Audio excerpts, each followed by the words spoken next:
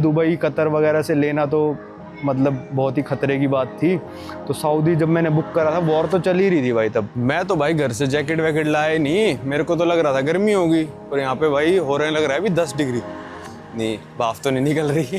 नमस्ते। आपका मेरी दूसरी कंट्री में स्वागत है।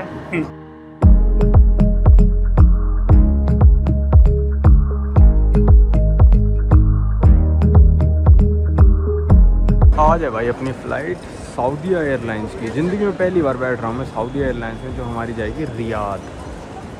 6:30 बजे और बज रहे हैं लगभग 3:30।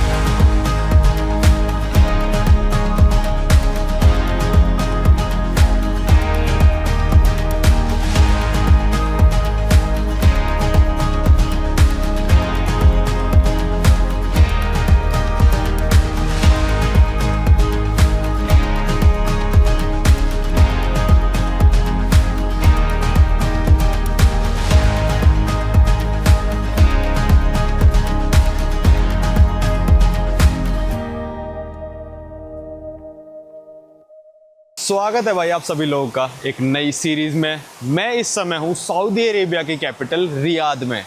मैं रियाद पहले घूम भी चुका हूँ, इस एयरपोर्ट भी पहले आ चुका हूँ, पर यहाँ से आज हमारा ट्रांजिट है। टाइटल थंबनेल से आपको पता चल ही गया होगा कि हम लोग जा रहे हैं पुर्तगाल या फिर पोर्चुगल, दोनों कहने आते हैं मेरे को। पोर्चुगल इंग्लिश में है, पुर्तगाल कहेंगे तो हम वो हिंदी हो जाता है, दोनों प्रोनाउंसिएशन सही हैं। और यहाँ से भी 5 घंटे बाद मेरी फ़्लाइट है पुर्तगाल के लिए, और यहाँ से शायद नीचे जाने का है नहीं, दूसरी साइड से जाना पड़ेगा। अंकल आंटी इसलिए मुड़ गए थे। नहीं है कनेक्टिंग फ्लाइट सीधा जाना है। भाई ये तो मैंने पहली बार देखा है कि यूरिनल के साथ जेट स्प्रे। भाई रियाद का जो एयरपोर्ट है ना वो काफ़ी बड़ा है पर बिजी नहीं है। यहाँ देखो टर्मिनल 3, 4, 5, 2 पे अभी मैं हूँ, और 1 पे जाने के लिए अलग से रास्ता था। तो भाई 5 टर्मिनल है यहाँ पे। भाई यहाँ एयरपोर्ट पे देखो multi currency ATM deposit and withdrawal. Deposit भी कर देगा मल्टी करेंसी, तो विड्रॉ करके देख लेते हैं, यूरो होते हैं तो देखते हैं भाई क्या ऑप्शन देता है। पहली बार देखा है ऐसा तो कि ऑफिशियल बैंक का लगा हो सेविंग्स। ओ भाई सारे ऑप्शन आ गए, टर्किश लीरा नहीं आ रहा, बस इस पे से भी इन्होंने हटा दी टर्किश लीरा की फ़ोटो। तो हम निकलवाएंगे यूरो। कितने यूरो? 400 भी नहीं निकलेंगे अब तो, 40,000 की लिमिट भी हो तो 350 निकलवा के देखते हैं। Conversion rate, amount to be deducted. अच्छा सऊदी रियाल में कन्वर्ट करके फिर निकालेगा ना जी ना। 1581 कैंसिल। अच्छा भाई यहाँ से एक टर्मिनल से दूसरे टर्मिनल भी नहीं जा सकते हो, आगे गेट आ गया था। मैं 3 पे जा रहा था क्योंकि जो लाउंज है वो 3 पे है, 5 पे है और 1 पे है। 5 यहाँ पे है इंटरनेशनल कनेक्टिंग फ़्लाइट्स, जिस पे क्या कहते हैं फ़ॉरेन एयरलाइन चलती हैं। जाके देखते हैं, अगर जा सकते हों तो चले जाते हैं 5 वाले पे। अच्छा ये बोल रहे कि भाई लाउंज यहाँ पे भी है टर्मिनल 2 पे। मैं पूछ के आया तो देखते हैं, ढूंढते। वैसे प्रायोरिटी पास पे नहीं दिखा रखा तो नहीं होगा वो, पर कुछ नहीं कर सकते भाई, जितना मैं समझा पाया समझा दिया। भाई ये मेरे पीछे था तो हयाक लाउंज, बंदे ने बताया तो सही था, पर ये वाला लाउंज प्रायोरिटी पास से एक्सेसिबल नहीं है। ये हयाक VIP लाउंज और टेम्परेरी लाउंज है ये, मतलब बस चाय कॉफ़ी रखी थी। तो बोले टर्मिनल 1 पे जा सकता, प्रायोरिटी पास पे जाना है तो, और स्ट्रेट लेफ्ट पता नहीं क्या बोला है, वहाँ जाके आप लाउंज एक्सेस कर सकते हो। चलो चलते हैं वहाँ पे। भाई घूम के मैं टर्मिनल 1 पे आ गया।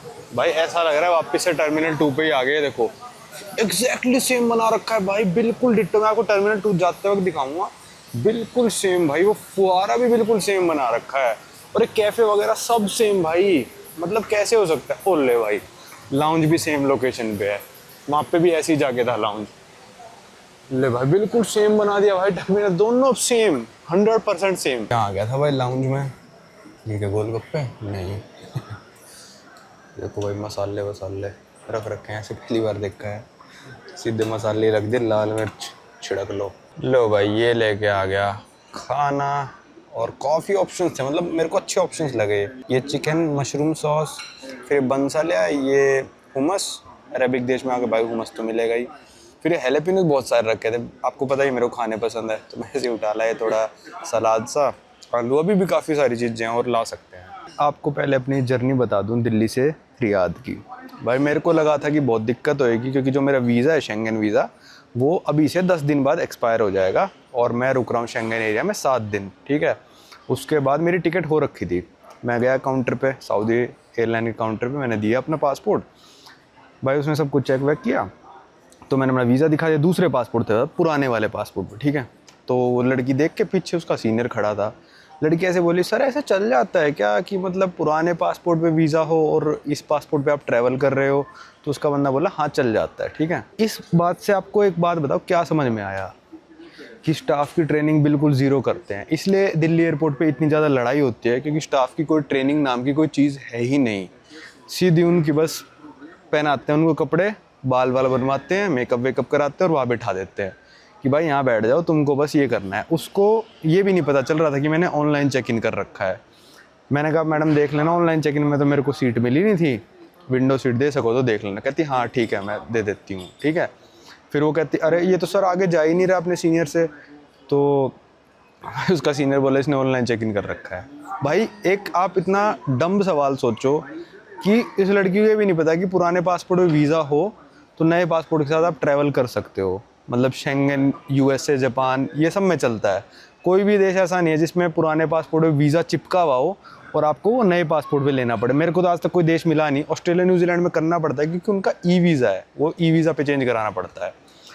तो यार मैं जब ये चीज़ें कोट करता हूँ तो लोग कहते हैं अपने देश के बारे में बुरा बोल रहा है। भाई मैंने बोला कि हमारे पास ये वाला चिप वाला पासपोर्ट होना चाहिए। लोगों ने गालियाँ दी भाई, तो अरे तेरे को क्या करना चिप वाले पासपोर्ट का। अब सरकार ने निकाल दिया, वही लोग इस चीज़ को प्रमोट करेंगे, देखो सरकार ने चिप वाला पासपोर्ट निकाल दिया। पहले मैं बोलता था कि दिल्ली एयरपोर्ट पे ई गेट्स होने चाहिए भाई, क्या मैनुअल जाके इमिग्रेशन कराना। लोगों ने गालियाँ दी। अब दिल्ली एयरपोर्ट पे ई गेट्स भी लगा दिए हैं। अब लोग उस चीज़ को प्रमोट कर रहे हैं कि भाई देखो ई गेट लगा दे, कितना फास्ट हो गया इमिग्रेशन। भाई मैं अपने देश के भले के लिए ही तो बोलता हूँ चीज़ें।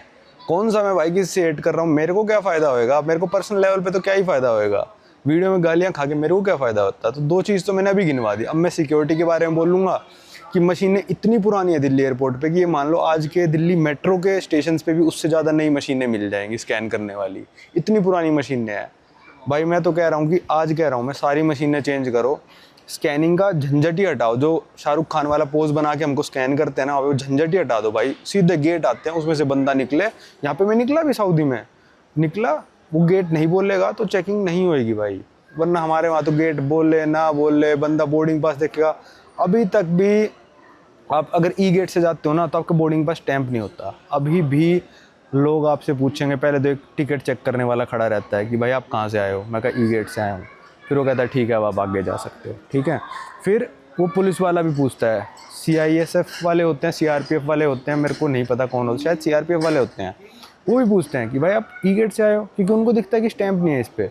तो यार इस चीज़ को ना अब 1.5-2 साल से तो मैं यूज़ कर रहा हूँ ये गेट, 2.5-3 साल हो गए। इस चीज़ को नॉर्मलाइज अभी तक भी नहीं करा गया दिल्ली एयरपोर्ट पे। मतलब दिल्ली नहीं, किसी भी इंडिया के एयरपोर्ट पे नॉर्मलाइज ये चीज़ नहीं हुई होगी अभी तक कि बंदे ई गेट से आने लग रहे हैं। तो मेरे हिसाब से अब हाई टाइम हो चुका कि सवाल पूछना ही छोड़ दो उस, और एक गेट लगा दो, जब आप बोर्डिंग पास स्कैन करोगे तो गेट खुल जाएगा, फिर आप आगे सिक्योरिटी में प्रोसीड कर सकते हो। तो उस बंदे को जो खड़े होकर आपका बोर्डिंग पास देख रहा है उसको आप हटा भी सकते हो, ठीक है। अब भाई उसकी नौकरी चली जाएगी बेचारे की। मैं ये तो नहीं चाहता कि भाई वैसी नौकरियों की कमी है, नौकरी चली जाए किसी की, पर हाँ हमको हाईटेक तो बनाना ही पड़ेगा। अब भी लोग गालियाँ देंगे पर कोई नहीं, चलो जब सिक्योरिटी अपग्रेड हो जाएगी और लिखा आएगा कि भाई 5 मिनट में दिल्ली एयरपोर्ट में सिक्योरिटी हो जाती है, इंस्टाग्राम पे प्रमोशनें चलेंगी उस चीज़ की, तो लोग खुश हो जाएंगे। तो चलो कोई नहीं।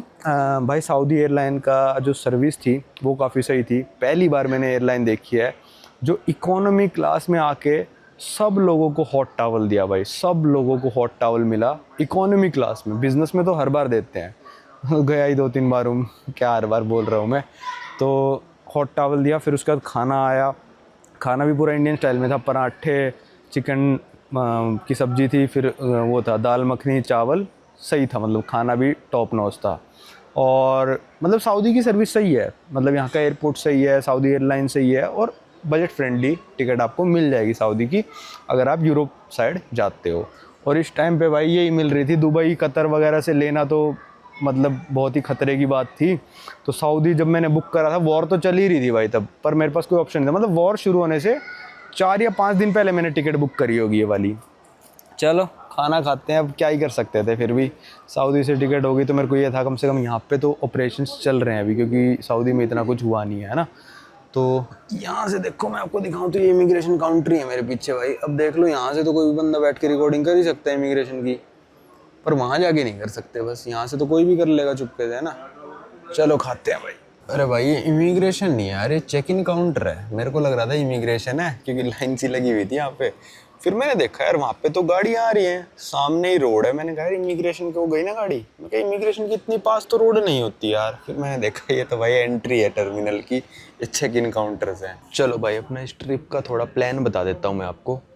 दिल्ली से हम आए रियाद, रियाद से अब हमारी फ़्लाइट है रोम की, पीछे बोर्डिंग चलने लग रही है। रोम में 12 घंटे वेट करेंगे और हमारी फाइनल डेस्टिनेशन है पुर्तगाल, जैसे मैंने बता दिया। क्योंकि मेरी यूरोप में सिर्फ 2 कंट्रीज़ बची हैं, एक है पोर्चुगल और एक है ग्रीस, ठीक है। इसके अलावा सारी कंट्रीज़ यूरोप की मेरी हो चुकी है। फिर हम पुर्तगाल से चले जाएंगे। पुर्तगाल में मेरे साथ एक फ्रेंड आएंगे, आप उनको जानते हो, मिलवाता हूँ पहुँच के कौन आ रहा है। तो पुर्तगाल से हम फिर चले जाएंगे भाई अफ्रीका, क्योंकि ज़्यादातर जो मेरी कंट्रीज़ बची हैं वो अफ्रीका में बची हैं। अभी पिछली ट्रिप भी अफ्रीका की थी, फिर मैंने सोचा दोबारा अफ्रीका चला जाऊँगा, सेम हो जाएगा सब कुछ। तो थोड़ा माइंड फ्रेश करने के लिए यूरोप साइड चलते हैं। 1 हफ्ता में पुर्तगाल में हूँ, उसके बाद हम फिर से अफ्रीका की कंट्रीज़ कवर करने जाएंगे। 5-7 कंट्रीज़ देखते हैं जिनका वीज़ा आ जाता है। वीज़ा ही लेना बहुत बड़ी हेडेक है भाई अफ्रीका में, तो रिश्वत दो फिर भी नहीं आता, पता नहीं कोई आ गया, कोई बचे हैं वीज़ा, ठीक है। तो चलते हैं रोम, 12 घंटे, सुबह 6 बजे लैंड हो जाएंगे हम, 7 बजे। और जो हमारी अगली फ़्लाइट पुर्तगाल की शाम को 6 बजे है। होटल भी नहीं ले सकता, कौन सा होटल है जो सुबह 6 बजे के शाम के 6 बजे तक देता है, तो कोई ऑप्शन नहीं है, एयरपोर्ट पे ही बैठना पड़ेगा। चलो चलते हैं।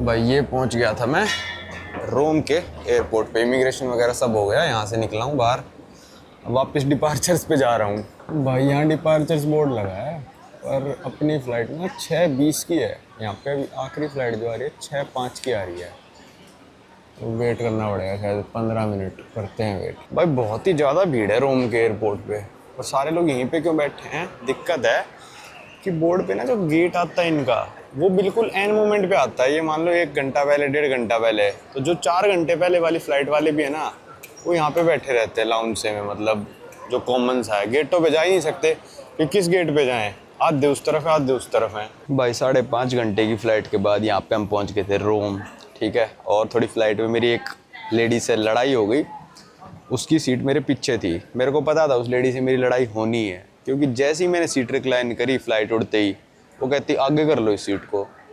मेरा दिमाग से अटक गया। 1-1.5 घंटे की फ़्लाइट में कोई बोलता तो मैं कर भी लेता हूँ, वैसे तो उसमें भी बोलने का किसी का हक नहीं बनता। मैंने कहा क्या 5 मिनट के लिए करनी है क्या आगे, क्योंकि कह रही कि मेरा बच्चा है, उसको मूवमेंट करने में दिक्कत होगी। बच्चा है, हाथी है, जो मूवमेंट करने में दिक्कत, छोटा सा बच्चा बैठा रहेगा सीट पे। तो मैंने कहा 5 मिनट के लिए, कहती नहीं आगे कर लो इसको। मैंने आगे कर ली, और जैसे सीट बेल्ट साइन ऑफ हुआ, मैंने कैबिन क्रू को बुला लिया। मैंने कहा ये लेडी को ना दिक्कत हो रही है मेरी सीट पीछे करने से। फिर वो सीनियर भी वहाँ से जा ही रहा था, जूनियर ने सीनियर को बता दिया कि ऐसे ऐसे है। वो सीनियर सीधा बोला नहीं, इसका राइट है, जब तक हम नहीं कहते तब तक ये सीट ये पीछे कर सकता है, रिक्लाइन कर सकता है, आप इसको कुछ मना नहीं कर सकते हो। तो मैंने अपनी पूरी रिक्लाइन कर ली। फिर भाई थोड़ी तमीज़ से कहती तो क्या पता मैं थोड़ी कम रिक्लाइन करता, पर होती कितनी है रिक्लाइन, कोई एमिरेट्स की फ़्लाइट थोड़ी ना थी, सऊदी की फ़्लाइट थी। मतलब ठीक ठाक रिक्लाइन हो जाती है, पर कितनी होती है, 2, 4, 5 इंच तक रिक्लाइन होती है। कौन सा भाई मेरी सीट उसकी गोदी में जाके गिर गई थी। तो इसके बारे में बात करेंगे, ठीक है। फिर उसने उसको समझाया कि भाई इसका राइट है, आप ऐसे सब पैसेंजर्स को मना थोड़ी ना कर सकते हो कि आप रिक्लाइन मत करो। फिर भाई मैंने रिक्लाइन कर ली। फिर जब वो चले गए तो मेरे से फिर पीछे से कहती थोड़ा सा आगे कर लो ना। मैंने कहा मैडम सुनो, 6 घंटे की फ़्लाइट है, मैं क्यों आगे कर लूँ, ऐसी दिक्कत थी तो आप क्या कहते हैं आगे सीट ले लेते या फिर बिज़नेस क्लास में जाते। सबसे आगे ले लो आप, आपके आगे कोई रिक्लाइन नहीं करेगा, सीट सेलेक्ट करने के पैसे लगते हैं। तो फिर चुपचाप बैठ गई। फिर उसने हल्ला सा मचा दिया कुछ कि मेरा बच्चे को दिक्कत हो रही है ये वो। फिर जो उसके साथ में बंदा बैठा था उसको हटा के कहीं और विंडो सीट पे दिया। फिर पूरी रो उस लेडी को और उसके बच्चे को दे दी। कोई शायद पाकिस्तानी लेडी थी। तो मतलब वो भी चीज़ गलत ही करी यार, फुल होती फ्लाइट फिर क्या करते।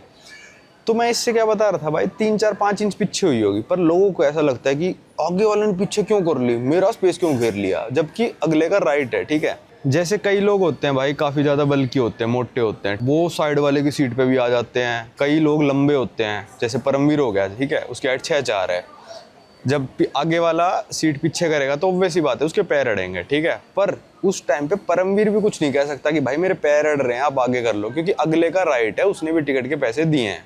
ठीक है, अब आपको यार पीछे वाले को दिक्कत हो रही है, उसके पैर नहीं आ रहे, भाई सही बात है, दिक्कत हो रही है, उसके पैर नहीं आ रहे। ठीक है, या तो वो बिजनेस क्लास ले या फिर इमरजेंसी एग्जिट पैसे दे के ले, अगर उसकी हाइट लंबी है तो फिर आपको ये तो नाइंसाफ़ी होगी भाई, लंबे लोगों के साथ, मोटे लोगों के साथ। जी बिल्कुल, इस सिचुएशन में इन लोगों के साथ नाइंसाफ़ी होगी। ठीक है, पर अब जैसे इंडिया में होती है भाई, इंडियन आर्मी की भर्ती होती है या फिर पुलिस में जो जॉब्स निकलती हैं, उसमें हाइट के अकॉर्डिंग नंबर्स एक्स्ट्रा मिलते हैं।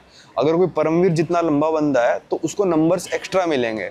तो वो लंबा बंदा आगे थोड़ी ना कहेगा कि भाई जो छोटा बंदा रह गया, 1 इंच से रह गया, 2 इंच से, किसी के 5 नंबर रह गए तो मेरे नंबर इसको दे दो, कोई नहीं आगे कहता। ठीक है, कोई बल्कि बंदा है, कोई बॉडी बिल्डर बंदा है, अगर किसी कमज़ोर बंदे की लड़ाई हो जाएगी तो बॉडी बिल्डर बंदा आगे थोड़ी ना उसकी मदद करेगा, वो कहेगा मेरे क्या काम का, मैं तो इसको जानता भी नहीं हूँ। सही बात है ना, दोस्त है तो कर देगा, ऑब्वियस सी बात है। अगर आपके पीछे दोस्त बैठा है वो कहेगा भाई रिक्लाइन मत कर, मेरे पैर अड़ रहे, परमवीर बैठा है मेरे पीछे तो मैं नहीं करूँगा भाई रिक्लाइन, है ना।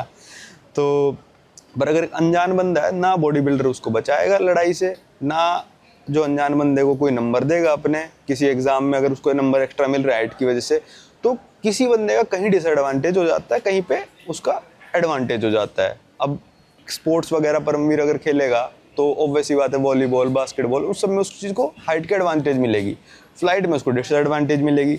तो आप ज़िंदगी ऐसी नहीं बना सकते कि फ़्लाइट में तो आप आगे कहने लगो भाई मेरे तो पैर अड़ रहे हैं, तू आगे कर सीट। क्यों भाई, हर जगह तुमको ही क्यों एडवांटेज मिले, कहीं पे किसी को एडवांटेज मिले, कहीं पे किसी को। मैं पूरी सीट पे सो जाता हूँ भाई, मतलब पूरे पैर वैर ऊपर करके, मैं पतला सा हूँ भाई, आ जाता हूँ फिट।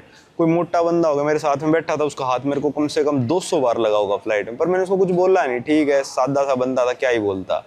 पर कई बार हो चुका मेरे साथ ऐसे कि आगे कर लो सीट, अरे क्यों कर लूँ। आज मैंने कहा कैबिन क्रू को बुलाऊंगा, मैंने बुलाया और कैबिन क्रू ने इतना अच्छा रिप्लाई दिया उस लेडी को कि he has a right to recline the seat. बस खत्म, यहाँ पे लाइन खत्म ही हो गई थी। फिर उसी से बात करते रहे वो, मेरा काम खत्म, मेरी सीट रिक्लाइन करा के चले गए थे। अब भाई बज रहे हैं सुबह के 8। यहाँ पे जो इमिग्रेशन हुआ भाई, इन्होंने कुछ एंट्री एग्जिट सिस्टम नया यूरोपियन यूनियन ने लॉन्च करा है, उस पर मैं गया, पासपोर्ट स्कैन करा, क्योंकि संटी भाई आ रहे हैं मेरे साथ, भाई निकल ही गया, तो संटी भाई कहते उस पर जाकर कर ले, फिर ई गेट से निकल सकता है। मैंने कहा भाई इंडियन पासपोर्ट है, नहीं निकल पाऊंगा। मैं फिर भी उनके कहने पे चला गया, सब कुछ करा। अब कितने पैसे ला रहे हो, कहाँ रुकोगे, क्या है क्या नहीं है, अब कम से कम 5, 7, 10 सवाल पूछेंगे। उस सिस्टम ने मेरी फ़ोटो ली, फिंगरप्रिंट तक तो पहुँचा ही नहीं। जैसे ही सवाल पूछे, कहते मैनुअल काउंटर पे जाओ। मैनुअल काउंटर पे गया मैंने अपना लेटेस्ट वाला पासपोर्ट दिया। ठीक है, लेटेस्ट वाला पासपोर्ट देने के बाद जब तक मैं दूसरे पासपोर्ट में वीज़ा खोलता ना, इतनी देर में तो बंदे ने पासपोर्ट स्टैम्प कर दिया। मेरे को समझ ही नहीं आया यार, बंदे ने वीज़ा देखा नहीं देखा, क्या हुआ, क्योंकि उस पासपोर्ट से तो मैं आज तक भाई यूरोप नहीं आया हूँ।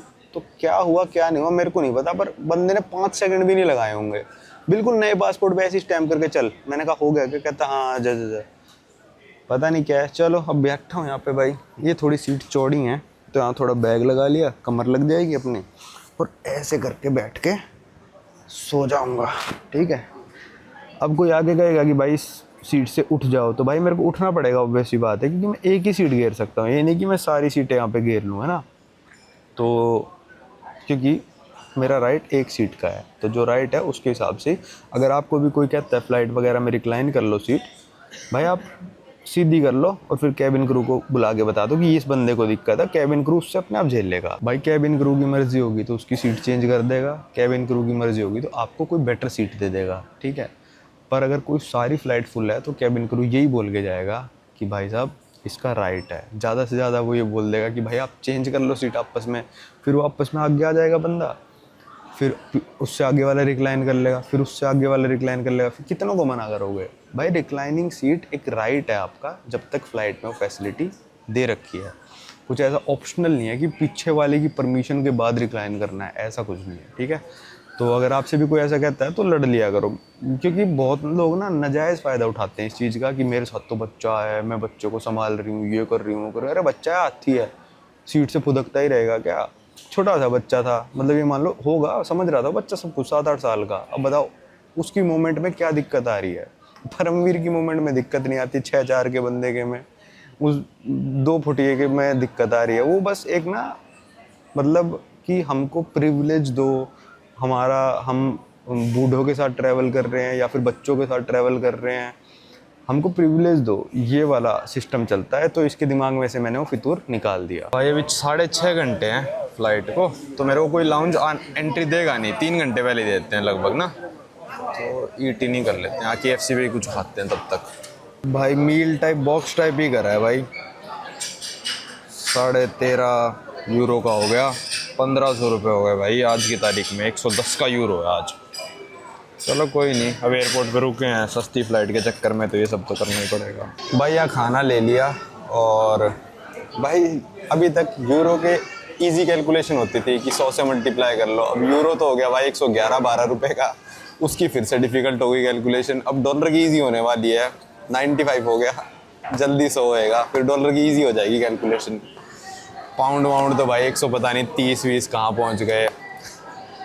चलो खाते हैं, हम क्या ही कर सकते हैं, वरना दिमाग में रहता है कि भाई 13.5-7 यूरो का था तो 1100-1200 रुपये की, दिमाग में वही अभी भी 90 रुपये ही चलता है मेरे तो, क्योंकि एक ही साल में इतना गिर गया ना। तो फिर कैलकुलेट करते तो पता चलता है 1500 रुपये हो गए, फिर वो लगता है थोड़ा ज़्यादा हो गया। चलो भाई शाम के बज गए 3:30, अब मैं लाउंज में जा सकता हूँ क्योंकि 3 घंटे बचे मेरी फ़्लाइट को, और मेरी फ़्लाइट है विज़ एयर की, और ये मेरी बिल्कुल फ्री ऑफ कॉस्ट बुक हुई है। इसमें बैग भी मेरा फ्री ऑफ कॉस्ट ऐड करा है, प्लस मैंने सबसे आगे की सीट विंडो वाली फ्री ऑफ कॉस्ट बुक करी है।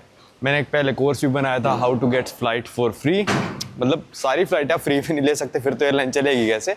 उसमें टिप्स एंड ट्रिक्स बताई हैं without any special credit card के, कि आप हर फ्लाइट में पैसे कैसे बचा सकते हो। मात्र 700 रुपये का कोर्स है।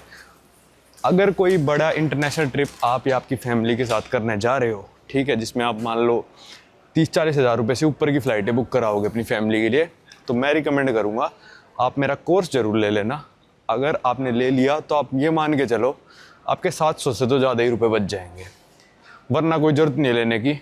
अगर आप नॉर्मल ट्रैवल करते हो तो मत लो, पर अगर आप इंटरनेशनल ट्रिप या डोमेस्टिक कोई बड़ा ट्रिप करने जा रहे हो तो एक बार लेके देख लेना, आपके 700 से ज़्यादा रुपए बच जाएंगे, मतलब कोर्स के पैसे आपके वसूल हो जाएंगे।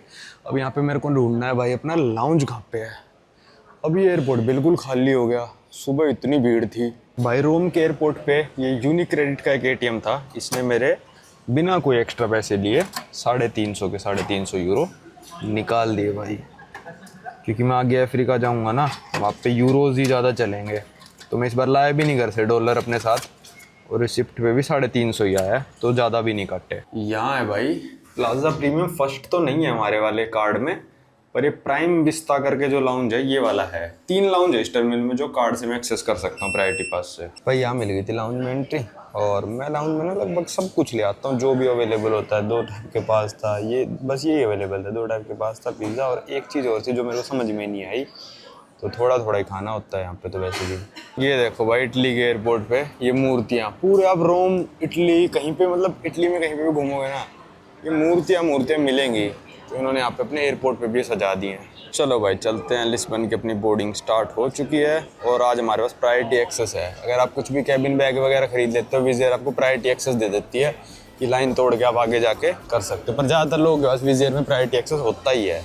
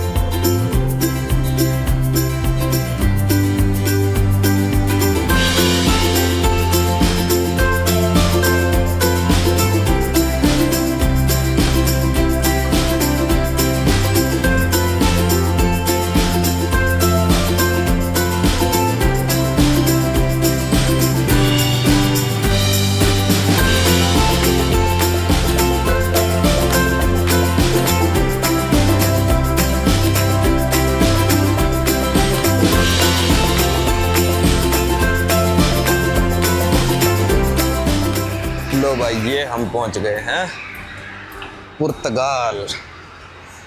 लो भाई अपना हो गया, वेलकम टू लिस्बन। भाई ये पहुंच गया मैं लिस्बन के एयरपोर्ट पे, और यहाँ से थोड़ा जल्दी जाना पड़ेगा हमको मेट्रो वेट्रो लेके, क्योंकि संटी भाई वेट कर रहे हैं, उन्होंने खाना नहीं खाया। तो मैं फटाफट मेट्रो ढूंढता हूँ यहाँ पे कहाँ है मेट्रो वो लिखी। एयरपोर्ट से ही बाय डायरेक्ट मेट्रो चलती है और बसेस भी चलती है, पर मेट्रो मेरे को ज़्यादा कन्वीनियंट लगती है। हमेशा से ट्रेन्स को मैं प्रेफरेंस देता हूँ, तो ट्रेन में ही चलेंगे, मतलब मेट्रो में। भाई यहाँ लगी हुई है टिकटों की मशीन, पर मैंने पढ़ा कि टैप एंड गो कर सकते हो आप अपने वायरलेस बैंक कार्ड के साथ, और 6 मिनट में मेट्रो है, तो सही अपना काम हो गया। चलो देखते हैं चलता है नहीं चलता। चल गया। ये देखो भाई ये है यहाँ का मेट्रो स्टेशन, और VD करके लाइन का नाम है, VD।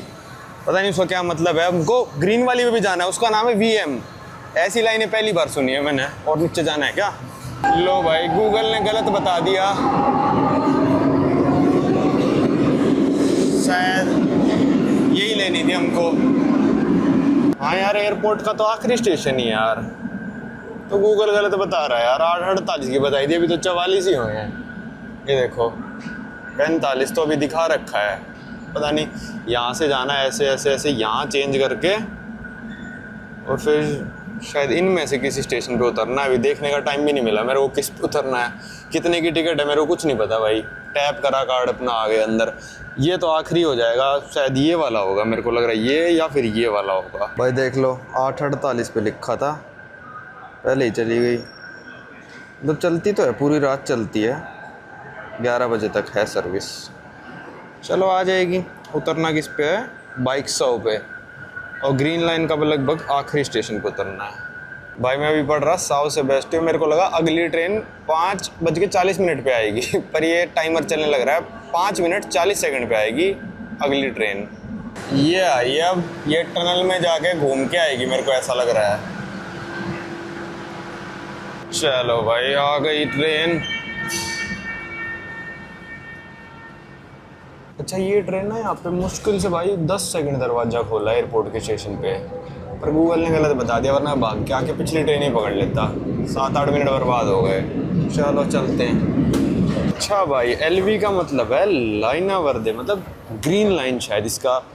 सालसा वर्दे भी होती है, ग्रीन ग्रीन चटनी, तो ग्रीन चटनी। और ये LV में कह रहा था ना, लीना वर्दे। भाई अब आ गया सारा समझ में। सामने जो लिखा है वर्मेला, वो ट्रांसलेट होता है भाई लाइन, तो लीना तो लाइन ही हो गई, वर्मेला हो गया रेड। तो VM लाइन का नाम है क्योंकि रेड लाइन है, और जिस पे हम बैठे हैं उसका नाम VD इन्होंने गूगल मैप पे कर रखा है, क्योंकि वर्दे, तो वर्दे का शॉर्ट फॉर्म बना रखा है कि ग्रीन। उतर गए वे अपने स्टेशन पे। एग्जिट कहाँ है? दोनों तरफ था एग्जिट। चलो साइड से चलते हैं। चलो भाई एग्जिट करते हैं। Tap your card not your wallet. Finally भाई 40 घंटे हो चुके मेरे को घर से निकले हुए। फाइनली भाई फाइनली अपनी कंट्री नंबर 162 में मैं पहुंच चुका हूं, जो कि है पुर्तगाल। उसकी कैपिटल लिस्बन के बिल्कुल सिटी सेंटर में पहुंच चुके भाई हम। ये मेट्रो स्टेशन था। अरे भाई ये तो बिल्कुल ही मेन रोड पे निकल गए।